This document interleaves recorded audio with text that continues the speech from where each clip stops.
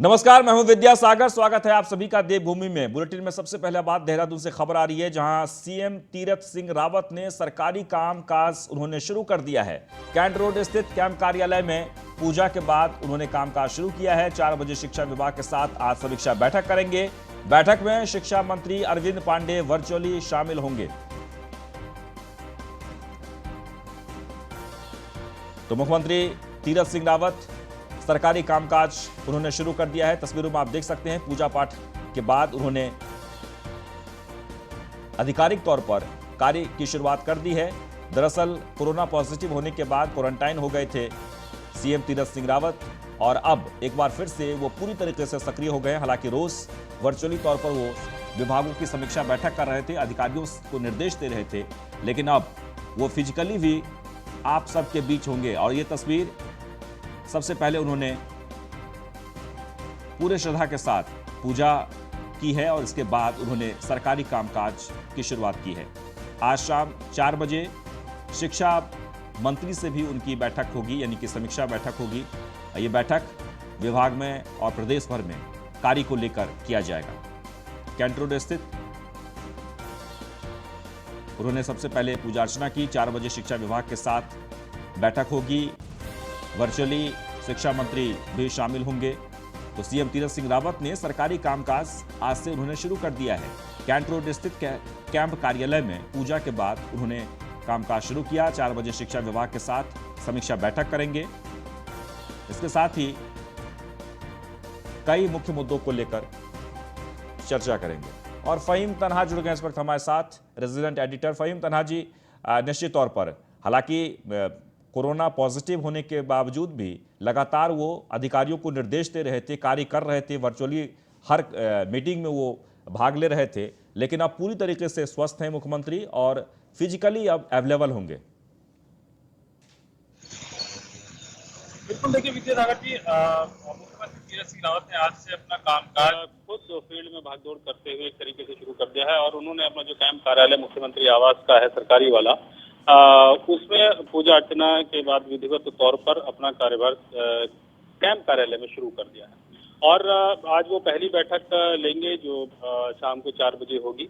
ये शिक्षा विभाग की बैठक होगी। इसमें तमाम मुद्दों को लेकर के चर्चा होनी है। मुख्य तौर पर इस समय जो शिक्षा की जो स्थिति है कोरोना काल में, उसमें अभी कुछ क्लासेस कक्षा 5 से नीचे की नहीं चल रही है, लिहाजा उसको लेकर के भी इसमें चर्चा होगी और कुछ और फैसले आने वाले शासन को लेकर के होने हैं। इसको लेकर के समीक्षा करेंगे सीएम और एक सहमति बनाने की कोशिश होगी। और सीएम इस बैठक के बाद में फिर जो 9 अप्रैल को कैबिनेट की बैठक है विद्या, और उसमें स्कूल खोलने को लेकर के बात होगी, क्योंकि एक तरफ कोरोना के केसेस बढ़ रहे हैं अब दूसरे राउंड में, और प्राथमिक कक्षाओं तक यानी कक्षा 5 तक के स्कूल अभी बंद है, लेकिन 15% सरकार की खोलने की तैयारी है। तो इसको लेकर के सरकार ने फैसला लेना है और कई मुद्दों को लेकर के आज की इस बैठक में मंथन किया जाएगा। जी, लेकिन फहीम तन्हा जी, सवाल ये है कि जैसे कि आप कह रहे हैं कि कैबिनेट की बैठक होगी, उसके बाद ये विचार किया जाएगा प्राथमिक स्कूल को खोलने को लेकर, लेकिन ये जो सेकेंड अटैक जो है कोरोना का, ये ज़्यादा खतरनाक है। लगातार केसेस बढ़ रहे हैं। देहरादून से लेकर अगर पूरे उत्तराखंड की बात कर लीजिए, हर जिलों से ये खबर आ रही है। कुंभ मेला का आयोजन हुआ है, कोरोना के कारण मेला भी फीका पड़ा हुआ है। ऐसे में क्या लगता है आपको कि ये संभव हो पाएगा? देखिए, स्कूल बच्चों के खोलना सरकार के लिए एक चुनौती होगा, और इसको हम दो तरीके से समझ सकते हैं। एक बात तो ये कि खुद शिक्षा मंत्री भी आश्वस्त नहीं है कि स्कूल खोलने जा रहे हैं, क्योंकि जो परसों उनका बयान आया था, उन्होंने इस बात को मना किया था कि हम बच्चों की जान खतरा में नहीं डालेंगे। लेकिन कल देर शाम को उनका एक बयान आया बागेश्वर में मीडिया के समक्ष की स्कूल खोले जा सकते हैं, सरकार इसको देख रही है और गाइडलाइन का पालन किया जाएगा, क्योंकि कोरोना केसेस उस तरीके के नहीं है, बाकी आयोजन हो रहे हैं, तो बच्चों की सुरक्षा का ध्यान रखते स्कूल खोलेंगे। यानी सरकार अभी स्पष्ट तौर पर तय नहीं कर पा रही है, इसलिए आज की बैठक में मंथन होगा, उसके बाद कैबिनेट में फैसला होगा। इसके साथ जो दूसरी बात जुड़ी हुई है, कोरोना के केसेस जिस तरीके से जिस गति से पिछले एक हफ्ते में बढ़ रहे हैं, रोज का डेटा है विद्या जी, तो ये बहुत चौंकाने वाला है, चिंतित करने वाला है। जो बड़े आयोजन कहीं पर भी हो रहे हैं, चाहे धार्मिक आयोजन है, चाहे राजनीतिक आयोजन है, चाहे दूसरे कार्यक्रम, शादी समारोह या दूसरे, कोरोना पॉजिटिव। जी, चलिए आप बने रहे हमारे साथ। लगातार खबर आ रही है और हम उम्मीद करते हैं कि आज जब 4 बजे समीक्षा बैठक की जाएगी तो उस पर निष्कर्ष निकाला जाएगा। सीएम तीरथ रावत ने वरिष्ठ नेता मनोहर कांत से आशीर्वाद लिया है। बीजेपी के वरिष्ठ नेता हैं मनोहर कांत ध्यानी। सीएम ने वरिष्ठ नेता के बेहतर स्वास्थ्य की कामना की है। बीजेपी के 41वें स्थापना दिवस के मौके पर कार्यक्रम में शामिल हुए थे मनोहर कांत और मुख्यमंत्री ने उनका आशीर्वाद दिया और उनके स्वस्थ होने की कामना की। तो आपको बता दें कि बीजेपी के 41वें स्थापना दिवस के मौके पर जगह जगह कार्यक्रम का आयोजन किया गया था और उसी दौरान सभी वरिष्ठ नेता उपस्थित हुए थे और बीजेपी के वरिष्ठ नेता मनोहर कांत भी वहां पर पहुंचे, जहां मुख्यमंत्री ने उनका आशीर्वाद लिया।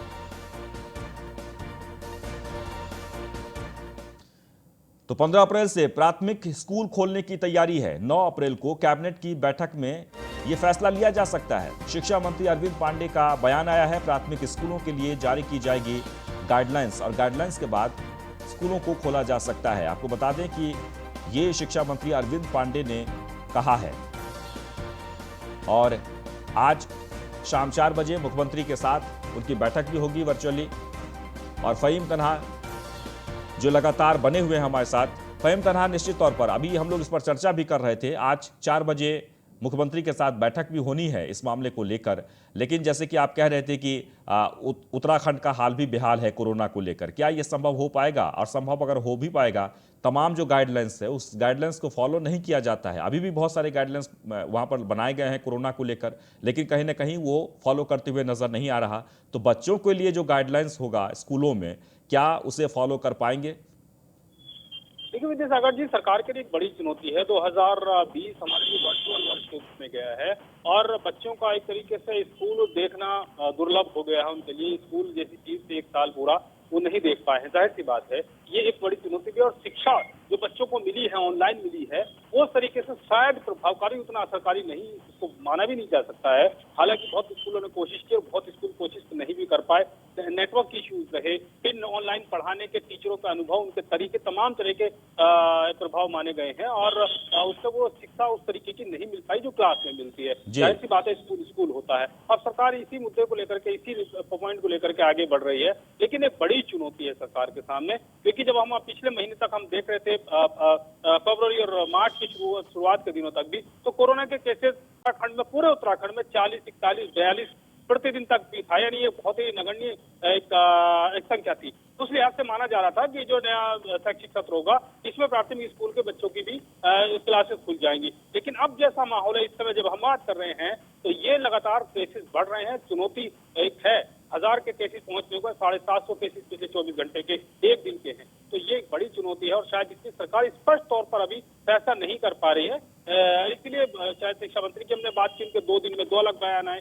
सरकार की तरफ से अभी कोई स्पष्ट तौर पर गाइडलाइन या निर्देश संकेत नहीं है। तो बहरहाल इसमें सरकार पूरे तौर से तय करेगी क्या बच्चों की सुरक्षा वो सुनिश्चित कर पाएंगे, प्राइवेट स्कूलों में भी, सरकारी स्कूलों में भी, पब्लिक स्कूलों में भी, तो या केवल स्कूलों के भरोसे छोड़ दिया जाएगा? ये एक बड़ा अहम सवाल है और अभिभावकों पर भी डिपेंड करेगा, क्या बच्चों को इस तरह से स्कूल भेजने के लिए मुतमईन हो पाएंगे, तसल्ली तरीके से भेज पाएंगे, या कहीं ना कहीं उनका एक नजरिया रहेगा कि नहीं अभी नहीं भेजना, केसेस बढ़ रहे हैं। तो ये दोनों चीजों पर डिपेंड करेगा। देखिए, सरकार की जो चिंता है वो जायज है।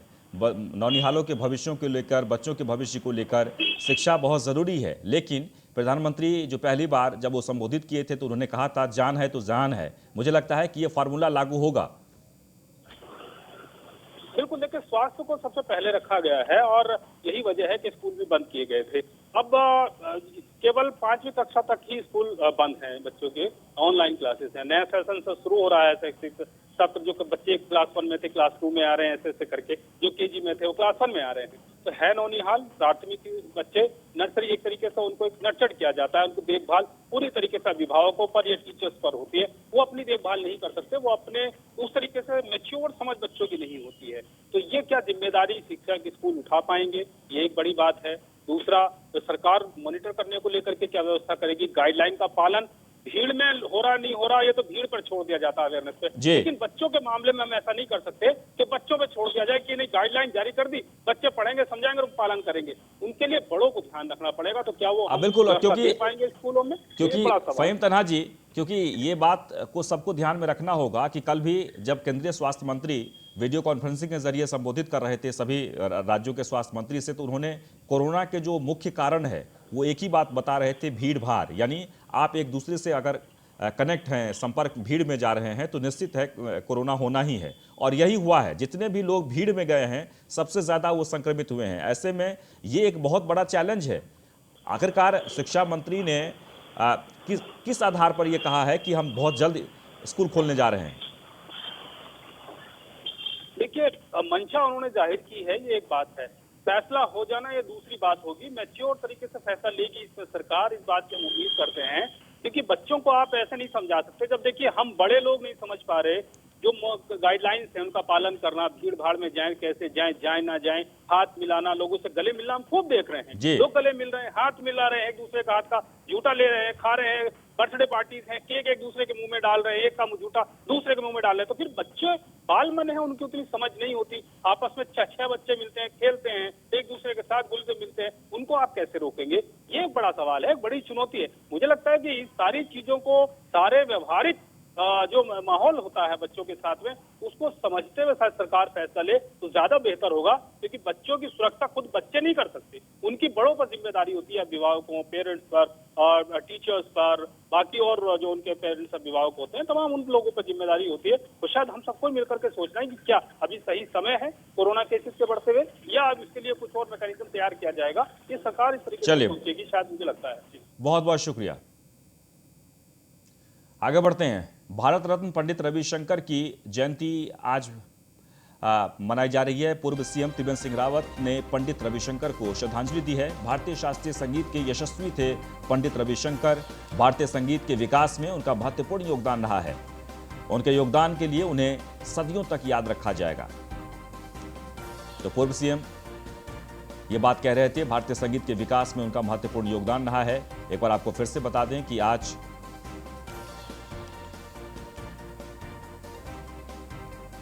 भारतीय शास्त्रीय संगीत की यशस्वी पंडित रविशंकर जी की आज जयंती मनाई जा रही है और इस मौके पर पूर्व मुख्यमंत्री पहुंचे और उन्होंने उन्हें श्रद्धांजलि अर्पित करते हुए कहा कि उनके योगदान के लिए उन्हें सदियों तक याद किया जाएगा। हरिद्वार से खबर है, महाकुंभ को सकुशल संपन्न कराने के लिए पुलिस से तैयार है। कोरोना संक्रमण से बचाव को लेकर पुलिस लोगों को जागरूक कर रही है। मेले के दौरान कोविड नियमों का पालन करने के लिए जागरूकता अभियान चलाया जा रहा है। पुलिस ने लोगों से की है सोशल डिस्टेंसिंग का पालन करने की अपील। तो सोशल डिस्टेंसिंग पालन करने के लिए अपील किया गया है। एक बार आपको फिर से बता दें कि पुलिस लगातार अभियान चला रही है।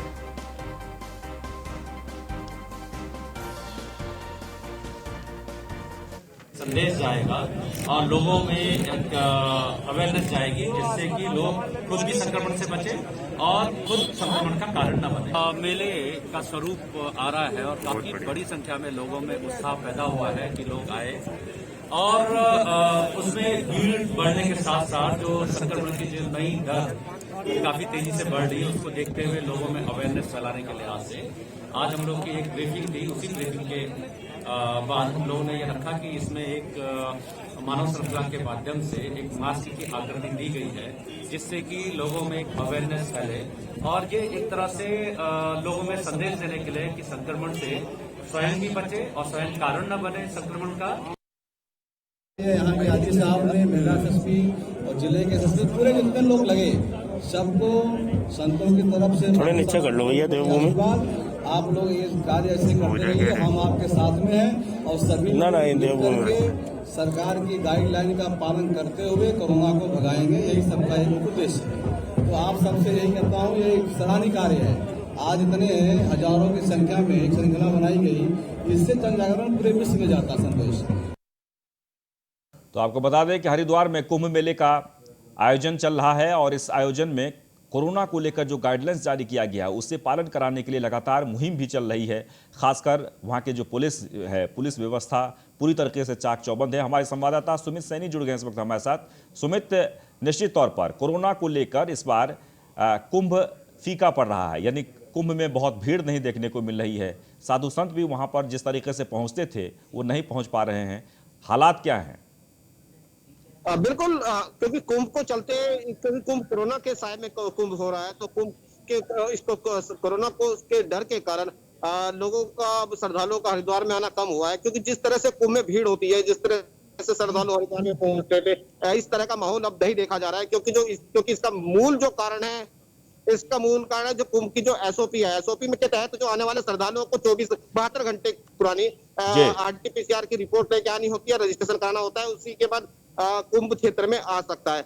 आज पुलिस जो मेला पुलिस है आईजी के द्वारा यहाँ पर एक इंडिया बुक में यहाँ पर एक इस इवेंट को भी रिकॉर्ड कराया गया। यहाँ पर लगभग 5000 जो पुलिस कर्मी थे उनके मानव श्रृंखला बनाकर एक बड़ा मास्क के 2 गज की दूरी के तहत रहकर एक मास्क बनाया गया जो मानव श्रृंखला से, और जिससे कहीं ना कहीं जागरूकता करने की बात की जा रही है लोगों के लिए, लोगों को भी कि डिस्टेंस बहुत जरूरी है और मास्क बहुत जरूरी है, क्योंकि इसका मेन उद्देश्य यही है कि लोग जागरूक हो और मास्क का प्रयोग करें, क्योंकि इसको कोविड को रोकने के लिए मेन बस दूरी ही बना कर रखें और मास्क का प्रयोग करें, तभी इससे बचाव हो सकता है, नहीं तो बड़ा मुश्किल हो जाएगा। क्योंकि एक तो कुंभ चल रहा है और कुंभ में आने वाले श्रद्धालु भी लगातार अब आ ही रहे हैं, लेकिन कहीं ना कहीं बहुत बड़ी एक चुनौती है, कुंभ के सुरक्षा को लेकर बहुत बड़ी चुनौती थी। अब कोरोना के साए में चल रहा है तो संक्रमण से भी बचाना है लोगों को। जी बिल्कुल सुमित, जैसे कि आप कह रहे हैं कि चुनौती बड़ी है लेकिन कोशिशें हो रही है इस चुनौती से पार पाने के लिए।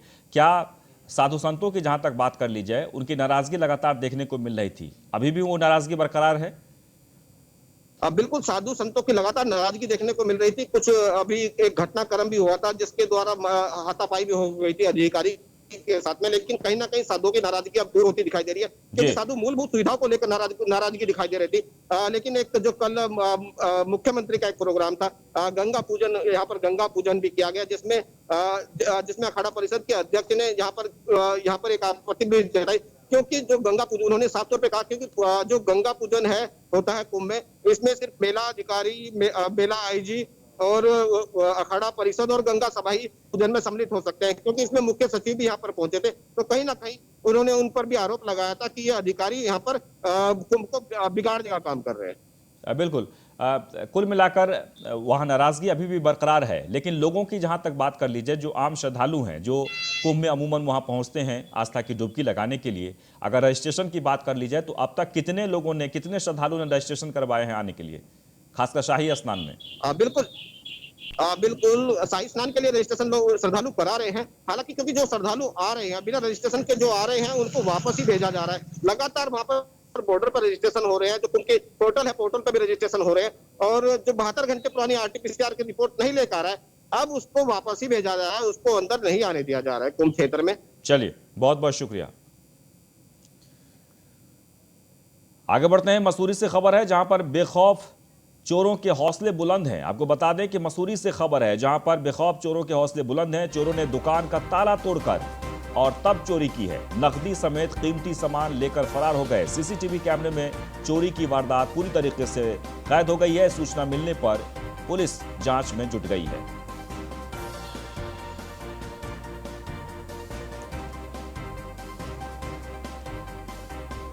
तो मसूरी की खबर है, तस्वीरों में आप देख सकते हैं जहां चोरों ने दुकान के ताला तोड़कर और तब चोरी की है।